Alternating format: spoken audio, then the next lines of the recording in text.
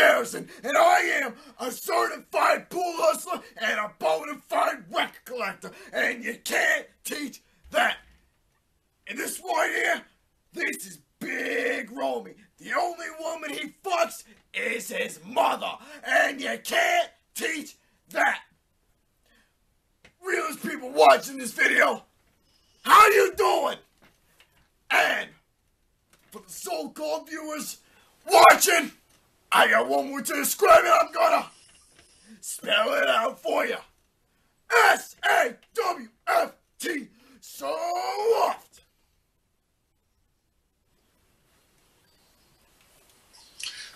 Don't talk to me. Because you are a fucking asshole. How you doing? Greetings one and all, welcome back to the network for you all, and for this particular case, it's time for another top listing video. And for this case, we're doing a top 10.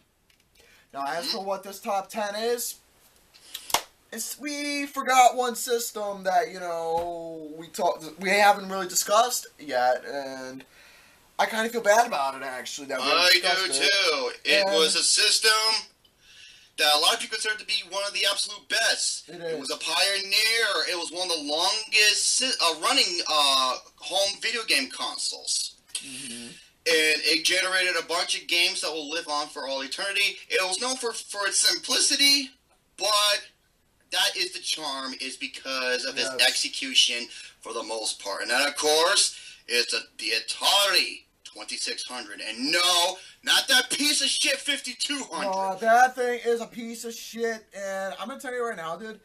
I'm gonna share a little story with you before we get into this listing. A while ago, a cousin of mine, he actually owned an Atari 5200. I went over to his place. Here's one thing I can tell you right now about the system. It was busted.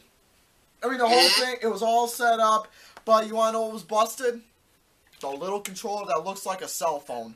Okay, even the AVGN even said that. The reason why that controller sucked ass is because the console sucked ass is because the goddamn controller. It was awful. Yeah, and like he said, I'm going to take his words in quotes. What is the main thing you need to play a game? To have a controller. And I quote. Well, what's the main thing you need?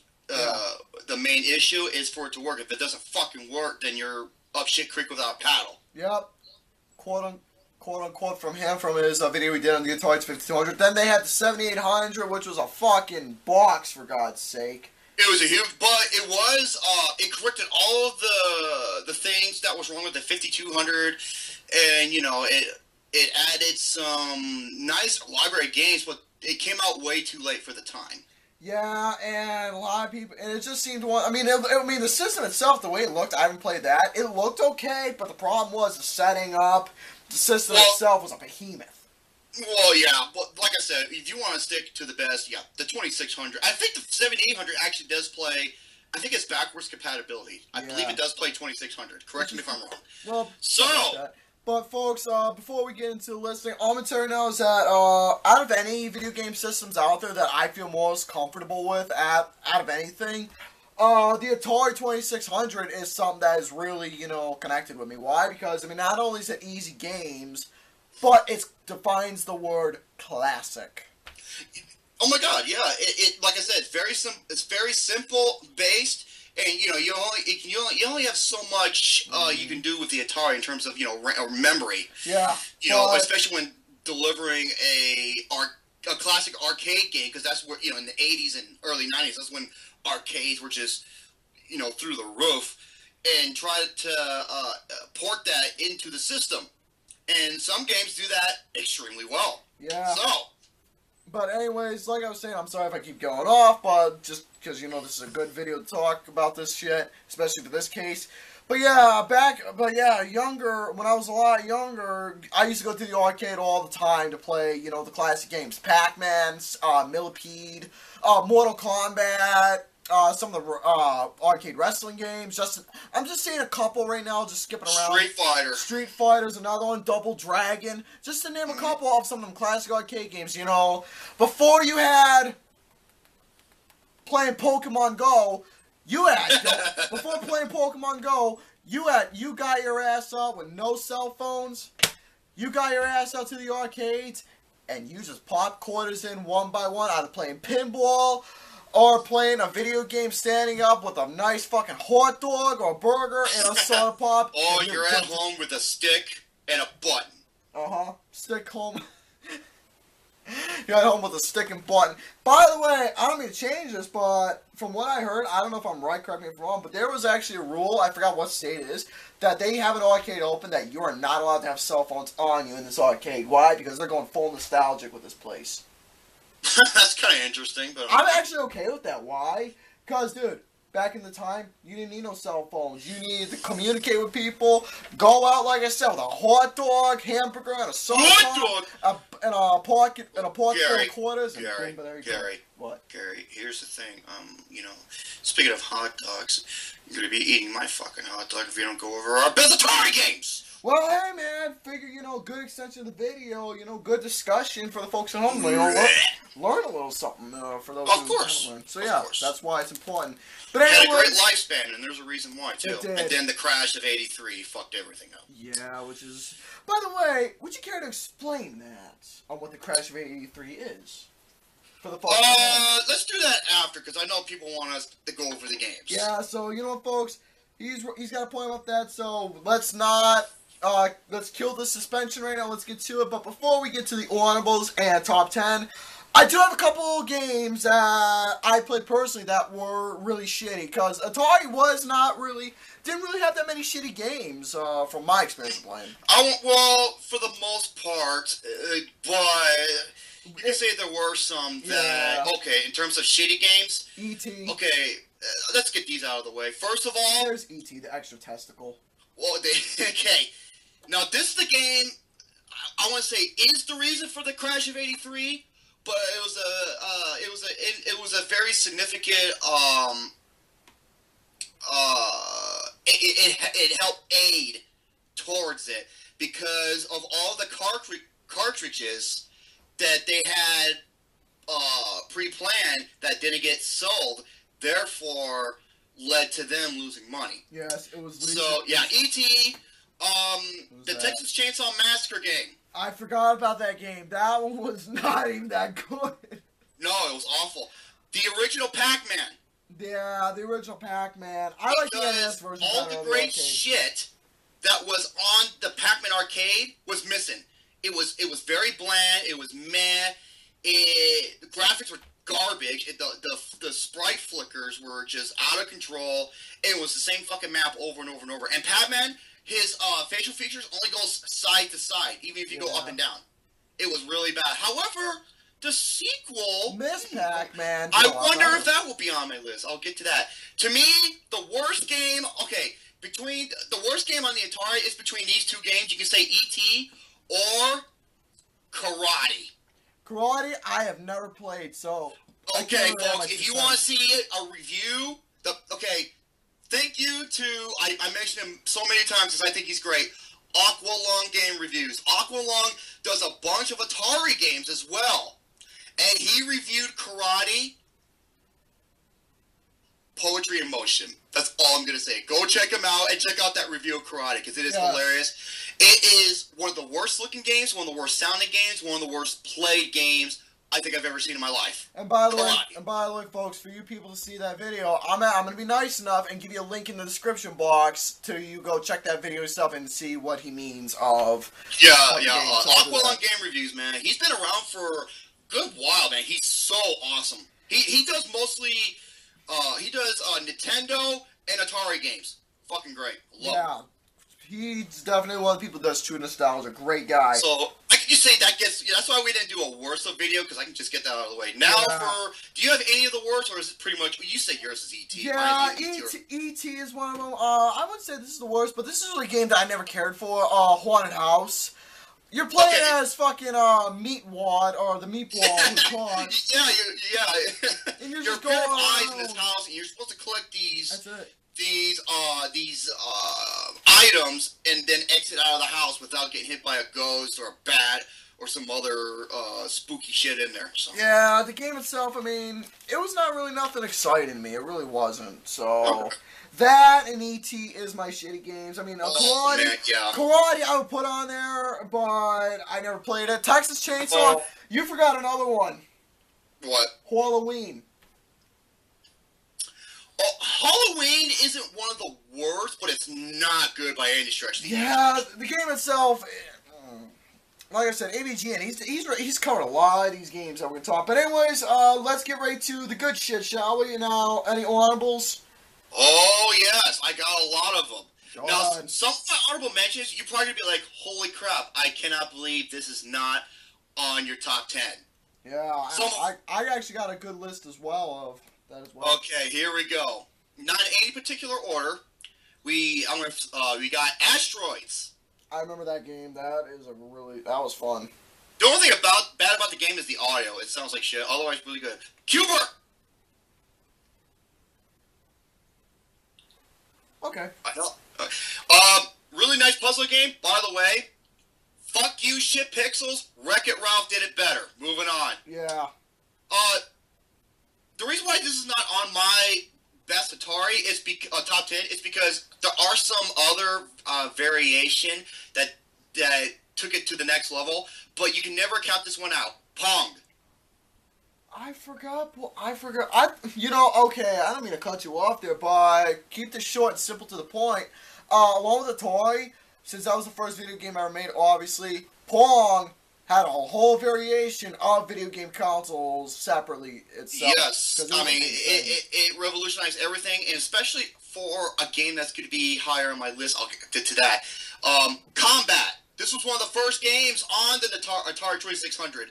It's a two-player game. You can start off as tanks, and there's so many variations, and there's one with a flying game, but the tank version was my favorite. So yeah, Combat, a lot of fun. Okay, a lot of people were going to be like, no way, I cannot believe this is not on your list. This is probably, I think it's one of the first, if not the first, action-adventure game for any home video game console. Adventure. Wow.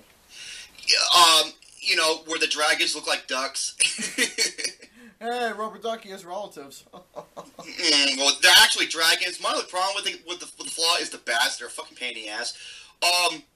Pitfall 2, The Lost Caverns. Ooh, this is a sequel to Pitfall. Really underappreciated. Next one, River Raid. A really fun airplane shooting game. It's a 2D vertical shooter. Really fun. Frogs and Flies. All it is you're two fucking frogs. It's a two-player game, and before you can see the night coming, in the background. And the object of the game is to see who can eat the most flies. Very simple, so much fucking fun. It's awesome. And wasn't there a point system along with that as well? Yes, there is. And my last one, Defender. Oh my god, dude! I wish we both had it and you had an Atari, because that would be another one I'd love to challenge you in, is Frogs and Toads. Well, you know what? I'm going to say this right now. That to me is not the best multiplayer game for the Atari. I will get to that. So, that is my honorable mentions. What do you have, Mr. Gerson? My honorable mentions, now, I don't have as many as he does. I got about at least 5 of them, just to save time. Alright, first one. We got River Raid. Hell yeah. River Raid, kick-ass game. Really kick-ass game. But it's not on there, sadly, on my list. Next up we got is Defender.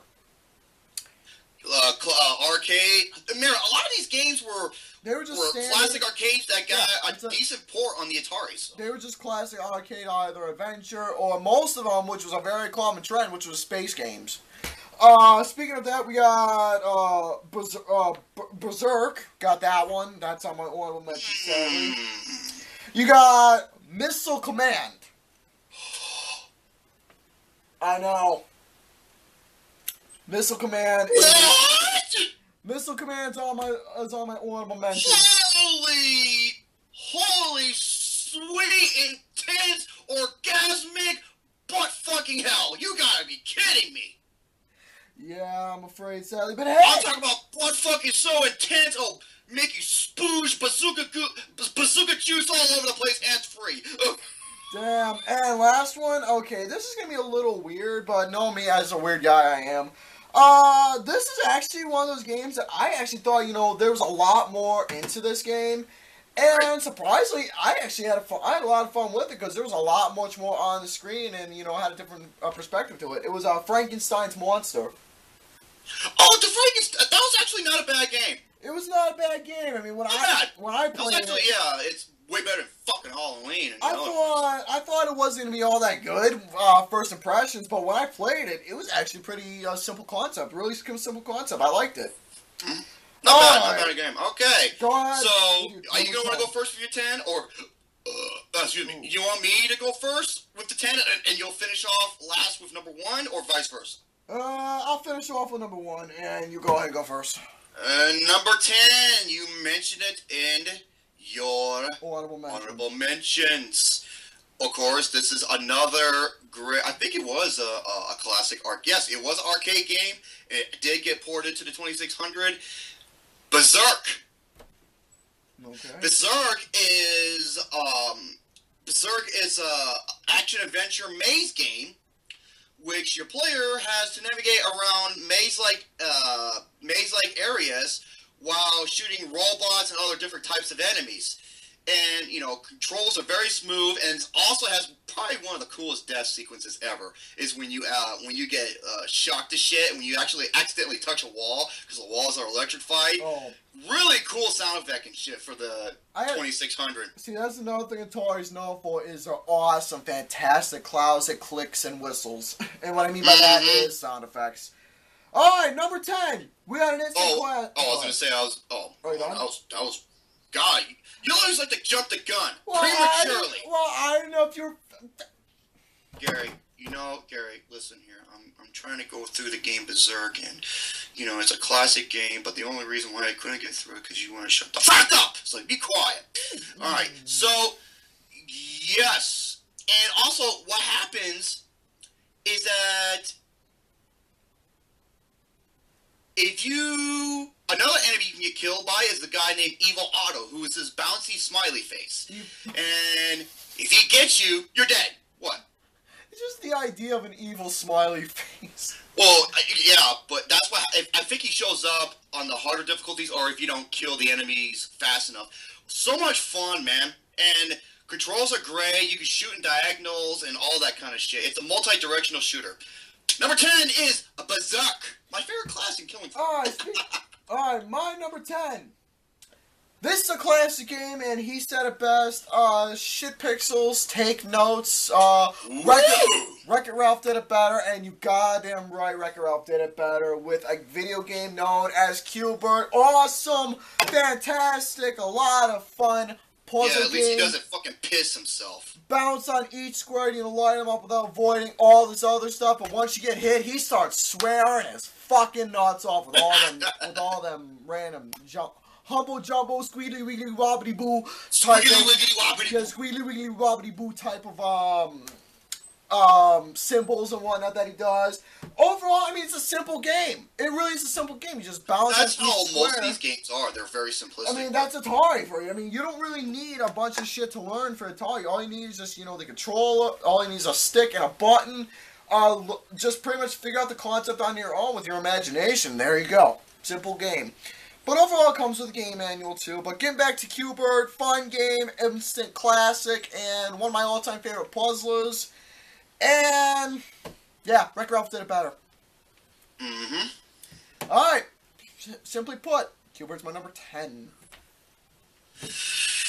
My number 9. I have a relative in Iowa who actually owns the original arcade. The actual arcade. Let me guess what it is. You told me about this. Is it Space Invaders? No. Oh, it's not Space Invaders. And let's just say, once again, shit pixels made it look like shit. Donkey Kong. Nope. And that, of course, is Centipede. I remembered. Yeah, dude, they fucked. Yes. Pixels the player defends himself against centipedes, spiders, scorpions, fleas, and all different types of rodents trying to come down and destroy your booty hole. Basically, when you shoot the centipede. Sometimes it'll break off into different sections, and it'll also give you like these mushroom-looking barricades. Yeah. It takes so many shots to kill before you can shoot further. And what's great about the version is that unlike some games where you can't move the ground, you can actually go up a few spaces just in case the centipede goes to the ground. So you have maneuverability. Very fluid gameplay, simple to learn, difficult to master. Another classic shooter of the 2600. Now, Centipede, one of the all-time great classic arcade games. All right, number 9. We got one of the all-time classic space games where you just go up in space and you're just shooting at them. Asteroids. Asteroids. You know what's funny is that when I was looking up so many people's, just to get an idea of what I missed, what I didn't miss, a lot of people's number 1 were not the same.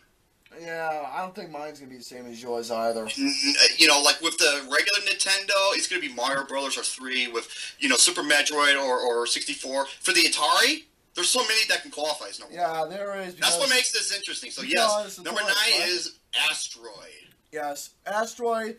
Fantastic space game that you're just shooting at asteroids, getting points, all that stuff. Classic game that you can just sit there late at night with a big jumbo TV like he's got, and you just sit there, not giving a fuck about anything else, with a soda in your hand, with a soda in your right and your dick in your left, and you're just pushing the button and boom, boom, bada, boom. Wait, how are you able to do that? You have soda in one hand, your dick in the other hand. What's controlling the controller? Oh. Yeah. Your balls are flexible. They are. Yeah. Or as Yoda says it, your cock and balls are strong force. They do. Me so want to make out with you. Oh, the power of the dark side. So yeah, yes, Asteroid, or as I like to call it, what I do to Gary's ass on Saturday. I destroy his ass. Asteroids. No.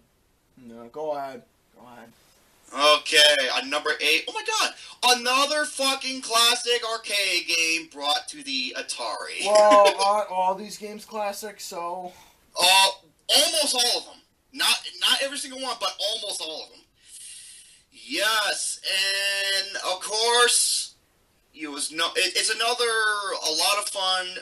2D vertical side scroller, and where you have to cross traffic and cross a major pond and get to the other side. Ooh. My number 8 is Frogger. You know what? I'm gonna actually discuss this with you because that's my number 8 as well. Okay. Before there were the Battletoads. Yeah, before there was Battletoads, you got Before there were Frogger. Ninja Turtles. This Frogger. reptile was just too busy crossing the goddamn street, hoping he doesn't get his ass run over by a semi. Yeah, frame a semi. You know what the worst thing about this game is? There's 2 hazards I hate the most. One are the turtles on the pond when they sink and they come back up. The other one is when you try to get to the end and there's a fucking crocodile just waiting for you to snap. That is the biggest pain in the ass. But yeah, this is definitely one of those games that will frustrate you, but in a good way, because there was a lot of strategy involved with this game, and I'll tell you why. Because you got to think of certain ways, find a certain path to get to the other side. So a lot of strategy is definitely involved with this game, and it's a true classic. This game was remade so many times. I mean, I think it was. Oh yeah, I remember the PlayStation version where it does have that one level, the classic level, as well as so many other levels, like one where you're by a beehive, another one, but it was way too fucking hard at some points. It did get difficult, but overall, it was a lot of fun to play, and it was definitely one of those games where you just had to add a whole fucking pocket load, fill with quarters, to just keep popping in so you can beat the game. That was definitely. So you're gonna need it. You're gonna need it too. Hey, okay, I don't mean to get off topic, but just to, add this on to make this relevant when it comes to quarters, when I play pool, I see all the guys who are big pinball guys, their pockets are literally so fucking full of quarters, it's not even funny. It's like almost $100 worth of quarters just to play pinball. No, it's because they have elephantitis. Yeah, or that too, but hey, man. That's nothing to joke about, by the way, because if you've seen that shit, it's fucking horrifying. Yeah, that's pretty bad. Yeah, just like seeing him naked. That's pretty horrifying too. But continuing on, Frogger, what else can you say? It's a fun game, frustrating at times, but a great strategic game. Mm-hmm. So I guess that goes to my number 7. My number 7, I believe. Let me see if this is also arcade to. Okay. No. I believe this. I don't think this was an arcade. I'm like, what are you getting at? This was okay. I'll give you a clue. This was Atari's best-selling original title for the 2600. Let me take a guess. Okay, so is it a one word? No. It's a 2 word. It's a 2 word. Okay, I'm thinking of Dig Dug. No. Demon Attack. Okay, Demon Attack. Oh no, wait, Demon Attack. Demon Attack was almost like a clone of Phoenix. Oh. Because Phoenix, yeah, it was almost the same fucking game. Okay, Space Invaders. No. That wasn't original, that was on the arcade. Oh, okay. Well, okay, you want me to tell you? Yeah, let's go ahead. Yar's Revenge. Ooh. Now, this game is awesome. So creative. You control this insect-like creature, and in the middle of the screen, there is this, it looks like snow. You know how you put a VHS and it's like all snow and chop? It's like right in the middle. It's this like color palette side where that is the only area you're safe from this one enemy that constantly follows you, and he cannot kill you there. But you cannot fire out of this zone, and your main goal is to fire your cannon to kill the enemy that is on the edge of the screen. And the swirl, that's the main enemy's attack. He can kill you even if you're in the neutral zone. That's what that thing is called. But if you kill him, it has an awesome visual effect when you transport to the next level. It's pretty fucking sweet. Great space shooter, man. It's so much fun. Really cool. Like I said, it's unique and original. My number 7, Yar's Revenge. Alright, my number 7. We're going to talk about a game where you play as this little smurf fucker who goes underground and he's pretty much blowing up these little fuckers with some sort of air, and they go kaboom! This game is Okay, is it Dig Dug? It's Dig Dug. Dude, this game is fucking violent, dude. You're going up against these enemies, you stick a hose up their ass, and you're just pumping away until they explode. You want to know what sound they make? They make this sound. That's what they make when they pop. I mean, the game itself, especially for a fun, addictive game like this, I mean, for its time, god damn, it got violent, especially when they exploded, man. That's like Cabal's fatality from Mortal Kombat 3 when he throws that hose and he makes your fucking head so big that when you fly away, your head just explodes. Yeah, I remember that. I mean, dude, you know what he reminded me of? What? You ever seen No Country for Old Men? No. Anton Chigurh, he's the main villain. He kills people with an air compressor. You know, speaking of head explosions, it reminds me of the scene from Big Trouble in Little China where the fucking guy gets so pissed his head started to expand. Like kaboom! Well, in this game, Dig Dug, their whole body explodes. But that's pretty something. What's that movie called? The one where the head exploded. That was Big Trouble in Little China. I was talking about. No, there's another movie like that. But go ahead, Dig Dug. Yeah. But anyways, about Dig Dug, the game itself. I mean, for its time, like I said, for the death animation, it was pretty violent for its time. But I gotta give credit for it was something unique in a way. I gotta give much credit where credit's due. Very simple game to learn and lots of fun. Classic. Mm-hmm. So, need I say more? Dig Dug, number 7. That movie was Scanners. Oh, I remember Scanners. The guy was going. He scanned it so wholeheartedly and made this guy's head fucking explode. All right, my God. Number 6. Remember when I told you that the original Pac-Man sucked ass in the Atari? Well, folks, the sequel did everything right and then some. And this was arguably one of the best ports you can ask for. My number 6 is Mrs. Pac-Man. Oh, that is absolutely fantastic. Because with the original, You had no fruit. Remember the fruits that show up, like the cherries, the bananas, and all that, and the pears? Yeah. It wasn't the original. In this one, I believe it is. There's tons of them. In the original Pac-Man, one screen. That's it. Same bullshit. Miss Pac-Man, you have 4 different mazes. Mm-hmm. And each one, every time you beat it twice, you go to a different maze. Also, the sprite flickering in the original game. In this game, it's a lot of crisp details, very fluid, and the ghosts don't blend in with the environment like the original do.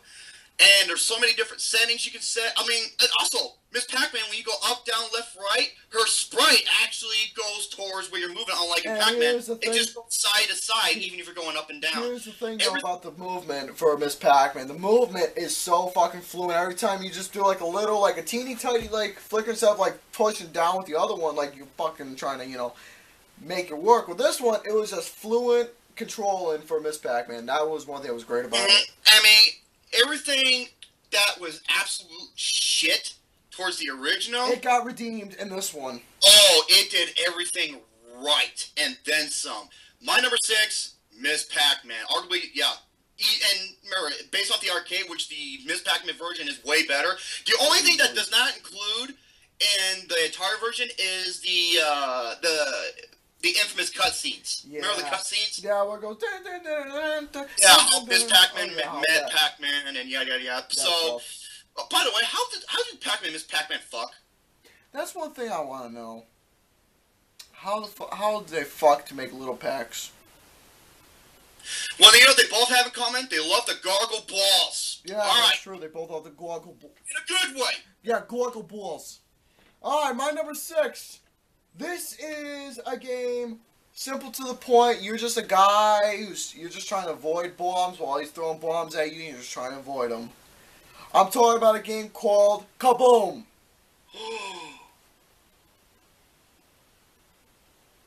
What? Okay. What can I say about this game? The game itself was creative with a concept that is actually challenging, and it's the game itself, like I said, it's challenging, and it was something that was, you know, that you definitely got addicted to, because this was one of those games that was so much fucking fun that you couldn't bear to put the controller down because you wanted I am not going to say a word. I'm not saying if it will or will not be on my list. We're just going to have to wait and see. But anyways, about this game itself, about a prison guy who is throwing bombs at you and you're trying to avoid him while collecting some other shit on the screen. When you collect the shit, it goes to the next screen, pretty much same thing over, but it gets challenging as the game progresses, and that's what I love about it, because this game is a challenge with strategic value, and that's one thing that's fucking outstanding about this game. A true classic to the Atari. That's my number 6. Need I say more? Number 5 for you. Okay, my numbers 10 through 6, in order, you know, they can be in somewhat different order. I might say, oh, I wish I would have put this here or this here. Number 5 through 1, I knew right away.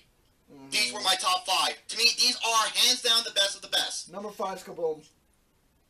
No. My number 5. This is the best multiplayer game on the Atari 2600. What is Nothing tops it. Oh, go ahead. This is if you took the game Breakout and Pong, put them together, and have it 4-player deathmatch on crack. Oh, I think I know where you're going with it. My number 5 is Warlords. Oh, I'm not saying the title of this game. Warlords. Say war and then lords. Warlords. There you go. Warlords. Basically, this is how the game works. Okay? Pretend, look at my screen here. Now, the game is 4 players. It's a 4-player game. And each one has a king on the very corner of their respective sides. And there's a barrier, kind of like Breakout. And there's 4 players, and they go like this. This is how they can protect their corners. It's like this. Okay? The best way to play this game is on the 2600 with the paddle. The paddle was the controller that you get to spin left and right. because trying to do the movement with a stick or with a controller doesn't work well. The paddle works best. And there's certain options you can do where you can make it like Pong to where it ricochets, or you can play like a lightning round where you can actually, if you hold down the button, you can capture the ball and you can throw it and it'll go even faster. And the way you eliminate on an opponent is by destroying their barricade, similar to Breakout, and if the ball hits their king, they're done. They're out of the game. The last person remaining is the winner. And this is definitely one of those games that ends friendships. Dude, but oh my god, this game is fucking awesome. And if you have 4 players, if you have 4 people and you want to just have so much fun, and like I said, speed is an understatement, because if you don't play it on the slower version because the ball doesn't go that fast, play it on the high speed version while you get to collect, while you can capture the ball by holding down the button, and you can let go of the button and throw it and it goes even faster. Fucking awesome game. Oh, beautiful. Warlords is my number 5. My number 5. This is a game that you actually mentioned earlier. Not on your list, but just in general. This is my all-time This is one of my all-time favorite space shoot-'em-ups. Or should I say, it is my favorite space shoot-'em-up. And Warlord was an arcade game. I had to say that. Yes, space shoot-'em-up. This game, you play as a little ship and you shoot at all the enemies one by one, constantly. I'm talking about Phoenix. Okay. This game, fucking awesome with its sounds, its graphics, its gameplay. Okay, the graphics were the biggest standout. I'm surprised I forgot to put that on my honorable mentions. This game was just fucking incredible. It's my favorite space game ever that was released for the Atari 2600. I mean, yes, you had... sure about that? Well, it's one of my favorites. Yes, I think Phoenix was an arcade. Once again, I cannot believe I forgot to put that in my honorable mentions. Yeah, add that in my honorable mentions. Gary, you mentioned a game. You said Demon something. Demon Attack, that's the one I have.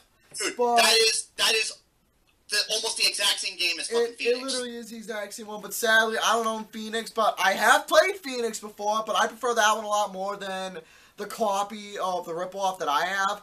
I prefer that because with Phoenix, I mean, even though Demon Attack is pretty much like the identical game, but there's only like small bits pieces. Phoenix was just the original deal, the real deal, and it was just better. I mean, with its sounds, its competition, its strategic value, everything about the game was so incredible, and it just makes you want to keep playing because it was the visual it was a visual presentation and the sounds. That's what I love about this game. Okay, here's my only big problem. I only got 2 problems with the game. Number 1, the way you activate your shield. Here's the thing about that. When you activate your shield, you cannot move. It is a bit of a bitch to activate it. So when it deactivates, and there's going to be another projectile going to hit you, you're dead. Yeah. And sometimes certain sound effects, like enemies, they can get a little repetitive. Other than that, great shooter. A lot, especially with the birds. How if you don't hit them in the middle, they won't die, and you can shoot out both their wings, but they can grow them back. They're like those regenerators from Dead Space. So yeah, I can't believe I forgot to mention that. Yeah, it's all good. All right. So number 4. Number 4, Gary. This should have been in your top 10. Is it Missile Command? It is Missile Command. You're gonna like. This is one of the all-time fucking. This is one of the greatest arcade games ever. No, you're not changing your fucking mind. You know why? Stick to your guns. You stick to your guns. I was gonna say, at least I mentioned in my audibles. Yes, you did. I will give you that. Yeah, Missile Command was a game. Once again, get the cum out of your lungs. Once again, this is what happens when he swallows and doesn't spit in the toilet. So, basically, Missile Command.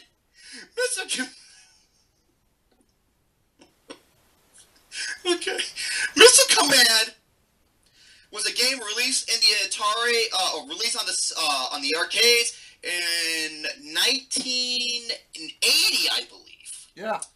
And it was released for the 2600 the year after, 1981. And basically, Missile Command is you defending cities that are being attacked by these ballistic missiles. Pretty much. And your goal is to prevent these missiles from destroying the city.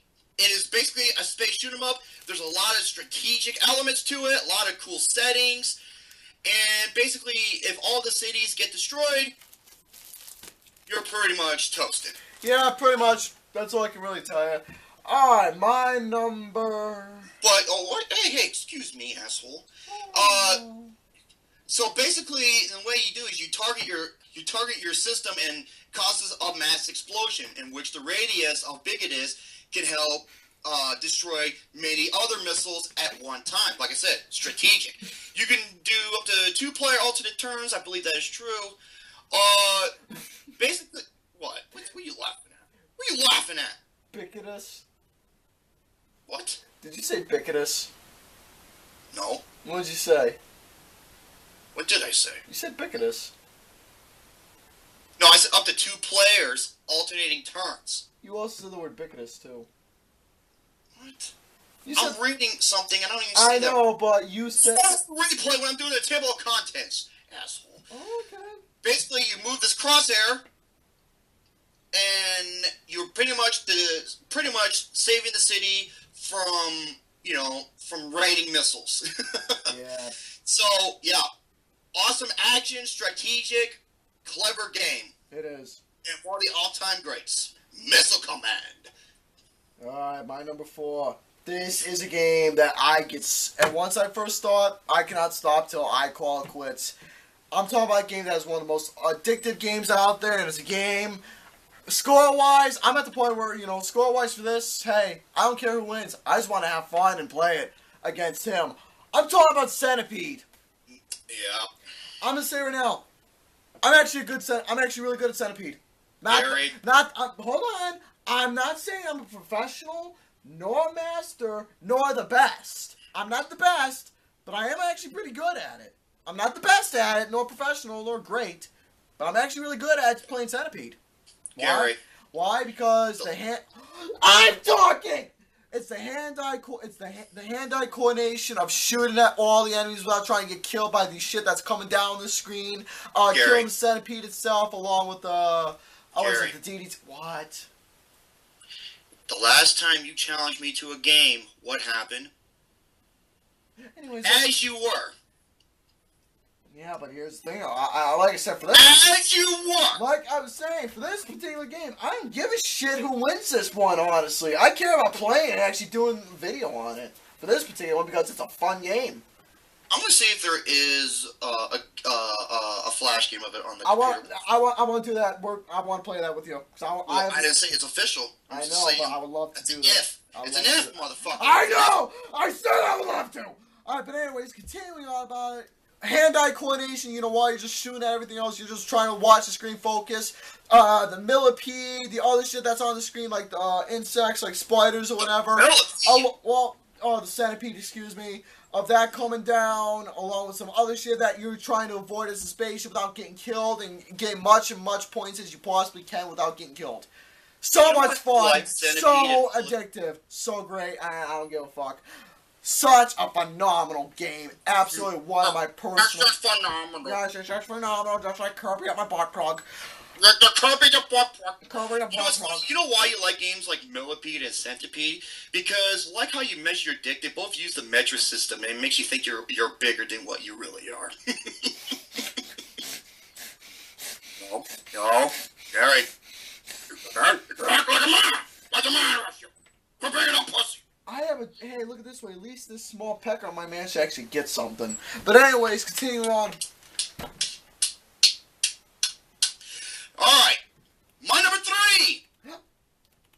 This game is in the Video Game Hall of Fame, and rightfully so. Because this game helped aid in every category involves shooter and space.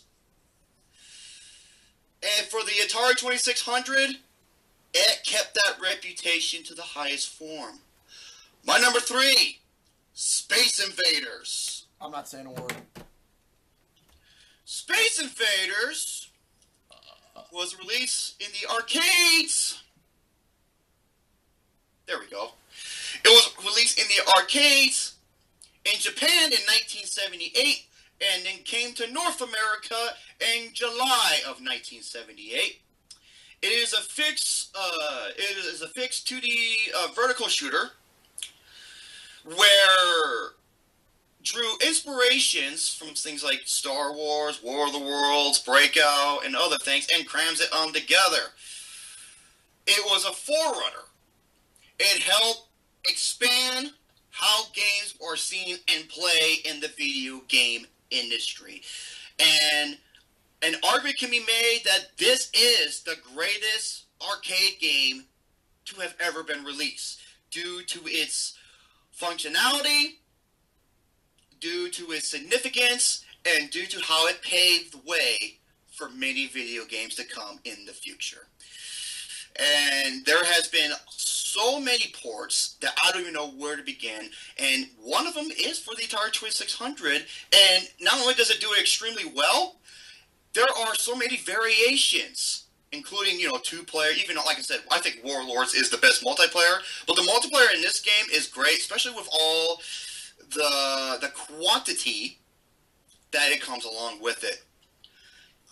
Space Invaders is ahead of its time, and it's a timeless classic that will never, ever age. So that is my number 3, Space Invaders. My number 3, this is a game you mentioned earlier. This was far much better than the original because the original was a piece of shit until we had the NES of what we originally was supposed to have in the Atari, but no. But with the sequel, you managed to get that in the Atari with the fruits, different variety of the stage maps, and everything that you expected in a Pac-Man game. It was in Miss Pac-Man. You know what's funny? Because in Miss Pac-Man, I think there's like 6 or different types of fruits, and one of them is a fucking pretzel. Pretzel's not a... I know. A pretzel's not a... You have like cherries, you have bananas, you have pears, and later on, a fucking pretzel. That's just pretty random yet. That's really weird yet funny that they put a fucking pretzel in it. But yeah, that's something I gotta give, for entertainment's sake, a pretzel in it. But overall, he pretty much said it best about Miss Pac-Man itself. But overall, you got everything you expected from the arcade version on your home console with the Atari. And pretty much it just went on from there what we originally had for the NES later down the road. But overall, such a fantastic, addictive game, and I actually would love to play him in it because he even admitted himself that Pac-Man itself is one of his weakest games. It is. He even openly admitted that. And I would actually like to play him in a high score challenge about it sometime down the road. Why? Just for shits and giggles. Okay, is it my number 2? You're number 2. My number 2, this was not an arcade game. This was released on the Atari 2600 by Activision. Activision made a lot of great Atari games. I know where they're going. And this, when it comes to action-adventure platforming... I know exactly what it is. When it comes to action-adventure platforming, I don't think nothing tops this. And, of course, the infamous sound. That's my number 2 as well, Pitfall. Pitfall. That is my number 2 as well, Pitfall. Holy shit, this is definitely one of the first games that was released that defined action, adventure, and platform. And just like you said, this was one of those games that revolutionized what we got down the road as time progressed. It's like I said, there's so many games you can have as number 1. I can see this on many people's number 1 list, because Pitfall Harry, too bad the NES game had one of the absolute worst games on the system, which was Super Pitfall. Yeah. Which sucked ass. You know what enemy I hated the most in this game? What? Other than the Crocs, because you had to jump on their heads. The goddamn Scorpions! Oh, those were annoying little bastards. Little fuckers, they always come after you. That's when you take the below path, because if you take the underground, you can skip more levels. That could be good or not good, because the thing is, the goal of the game, you have 20 minutes, and your goal is to recover 32 treasures within the time limit. You don't know what you want to know something. I just thought of something that you would actually like me saying. Them Scorpions and Pitfalls like little children to you. They're annoying little fuckers. They're annoying little fuckers, and they never leave you alone. Like I said, I'm only saying that for your sake since, well... Oh, and what a coincidence! You know what scorpions and little kids have in common? They're fucking poison to society!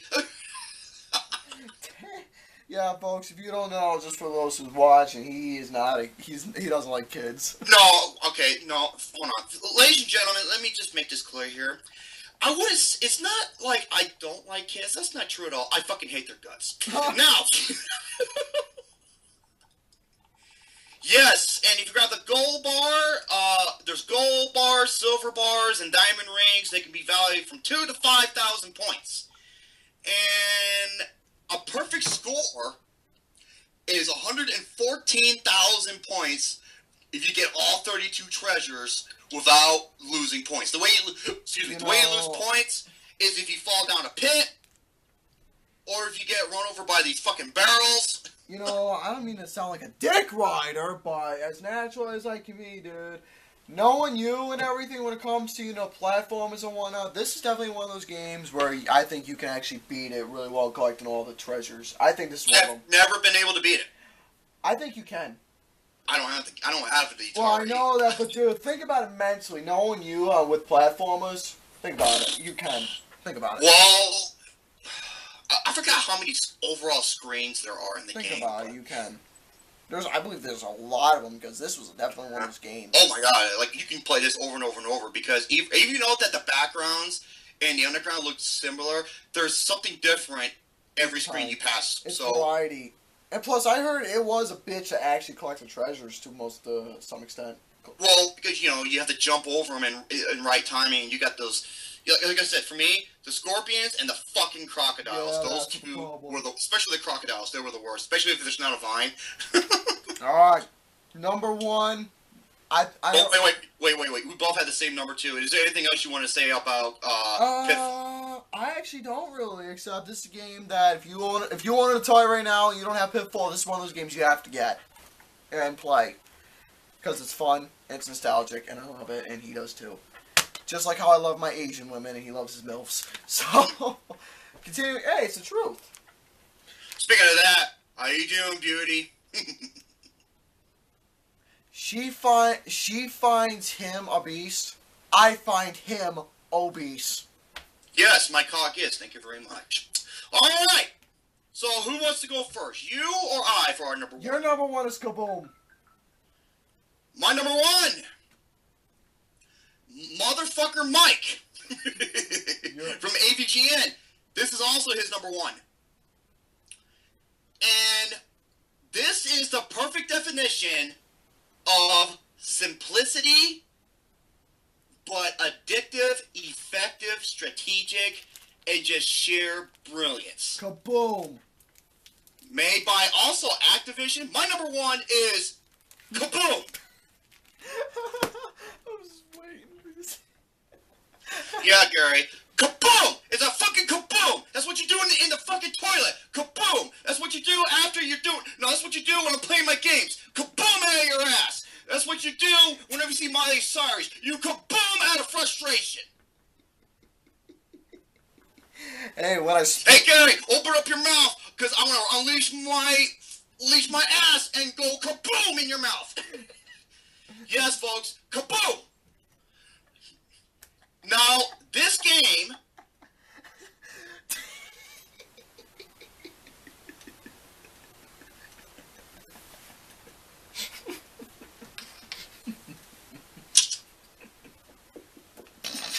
Hey, Gary. Kaboom. Kaboom! So basically... Shut up. Quit fucking laughing. Alright, now... The game is very simple. There is a psychotic madman on the top of the screen, and he goes back and forth, left and right, dropping bombs. Yeah. And you have 3 buckets. And every time you miss a bomb, one of your buckets disappear, and you only have 2. And basically, if you collect every single bomb when he drops, he gets faster and faster. To the point where this is where hand-eye coordination, concentration, and just having a key perspective of every bomb in the game. Yeah, pretty much. And according to this says it's an unauthorized adaptation of the 1978 Atari coin-op Avalanche. But fundamentally, they're fundamentally the same game, but kaboom! Yeah, kaboom! You know what's funny is that there's an exclamation point at the end. Yeah, kaboom! It's a mad bomber throwing bombs instead of falling rocks. Hey man, that's the point of kaboom! Yeah. That's the point of the game, so that's what's fucking... And what makes this game even better? Remember the paddle? The Atari paddle? Yeah, paddle. The paddle, P-A-D-D-L-E. I know, paddle. This game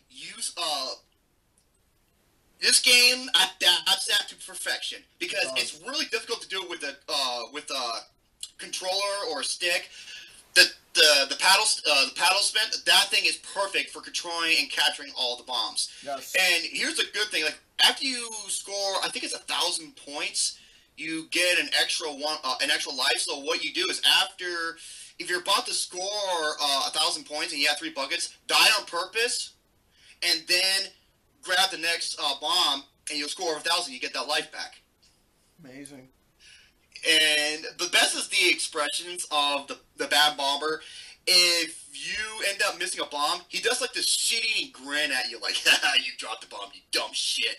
And if you collected all the bombs, he just gives you like a mean look, like, you motherfucker. How about you like this now? And he's gonna go faster and faster, dropping more fucking bombs. And you gotta see, if you can look it up, you gotta see how fast it goes once he can. I think there's like 8 different speeds. Yes. But the higher the speed, the more points you collect per bomb. Yes. And another game comes to mind. Eat 'em and beat 'em. Beat 'em and eat 'em? Beat 'em and eat 'em. It's almost like the same game, except that game fucking sucks. And it's pornographic, so... Yeah, fuck it. Well, there's 2 different versions. Leisure Suit Larry! Oh yeah, it's a guy who jerks off his big, massive cannon, and he's shooting man bazooka juice down by these 2 sluts, fucking opening up their mouths saying, oh, you know, and just drinking what Gary drinks every Saturday night from my poll. So basically, yeah, that's how a game similar to that's done wrong. This is the game that's done to perfection. Kaboom! It's my number 1.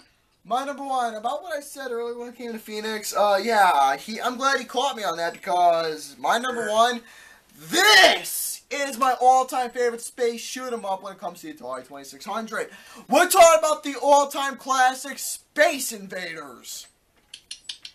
This game, it's fucking perfection. It starts off slow and you're just going one by one, shooting each missile, trying to gain up not only enough points, but you're just shooting all of them, trying to clear out the whole row of all of the aliens that's coming down before it gets faster and faster and faster by the pace of the music. And once you clear the row, it gets harder and harder as the game progresses the more you play.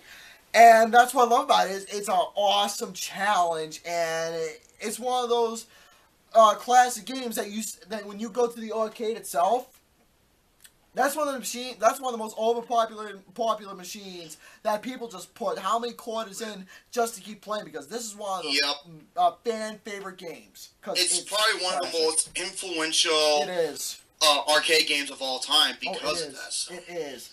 And pretty much he already said enough already about Space Invaders. No, you keep talking. It's your number 1. You gotta go, man. You gotta. But anyway, you gotta unleash nerdgasm over it. This was a game that was completely revolutionary at its time for space shoot-'em-ups in general.